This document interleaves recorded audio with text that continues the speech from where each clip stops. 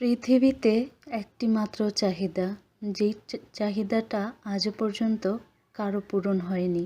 আর সেই চাহিদাটা হলো আমি তাকে যতটুকু ভালোবাসি সেও আমাকে ঠিক ততটুকুই ভালোবাসবে। সত্যি বলতে এই চাহিদাটা কারোরই পূরণ হয় না। আসসালামু আলাইকুম আমার প্রিয় ভিউয়ার্স আপু ভাইয়ারা, আশা করছি আল্লাহর অশেষ রহমতে তোমরা সবাই অনেক ভালো আছো। আলহামদুলিল্লাহ আমরাও ভালো আছি। এই যে দেখো শীতের কুয়াশা ভেজা শীতের সকাল আর হচ্ছে ঠান্ডা বাতাস। গেল সপ্তাহে কিন্তু অনেক বেশি ঠান্ডা ছিল, ঠিক না? এই সপ্তাহে আবার ঠান্ডা অনেকটাই কম, বলা যায় যে গরমই পড়ে গেছে, তাই না? তো আমি আর তোমাদের ভাইয়া সকালবেলা একটু ক্ষেতের মধ্যে গিয়ে হাঁটাহাঁটি করতেছিলাম।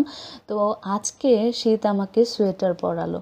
তো আমার যত শীতই হোক না কেন, আমার ছোটোবেলা থেকে একটা অভ্যাস, আমি সোয়েটার পরতে পারি না।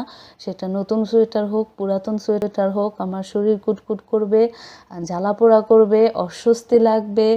আমার সোয়েটার পরার একদমই বিরক্ত লাগে। তো আজকে পরলাম। তো তোমাদের ভাইয়া বলতেছিল তোমাকে তো পুরাই ভাল্লুকের মতো লাগতেছে। তো ওই যে আজকে হচ্ছে অনেক ঠান্ডা ছিল।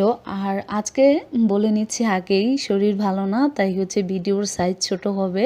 তো যখন শরীর মন ভালো থাকে তখন হচ্ছে অনেক বেশি কথা বলা যায়, আর শরীর ভালো না থাকলে কথাও বলতে কষ্ট হয়, তাই না আপু ভাইয়ারা? তো আজকে অনেক দিন হয়ে গিয়েছে আন্টিদের বাড়িতে যাই না। তো প্রায় কয়েক মাস হয়ে গিয়েছে। তো ওই যে আমার ভাইকে বিদেশ পাঠানোর আগে যে একবার গেলাম, তারপর ওর কাগজে একটা সমস্যা হয়েছিল।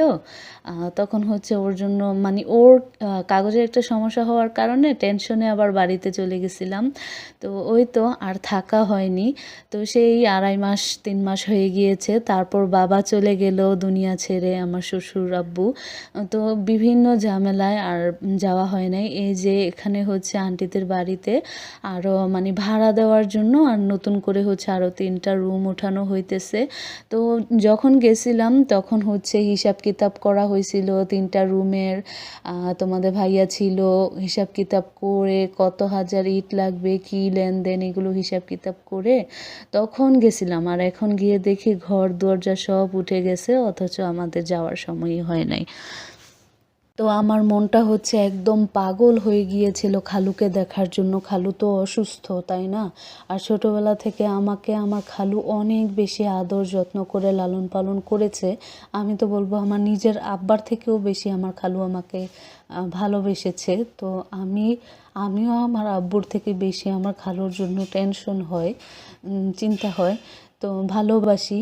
তো হয়তো বা অনেক সময় যেতে পারি না, কিন্তু বা হয়তো গেলেও থাকতে পারি না, কিন্তু আমার মনটা ওখানে যাওয়ার জন্য সব সময় ছটফট করে।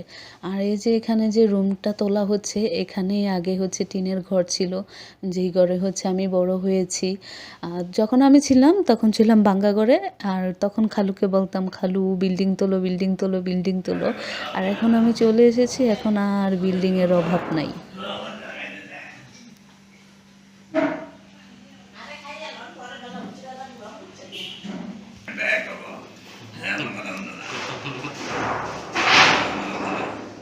আয়ো কথা শুনো।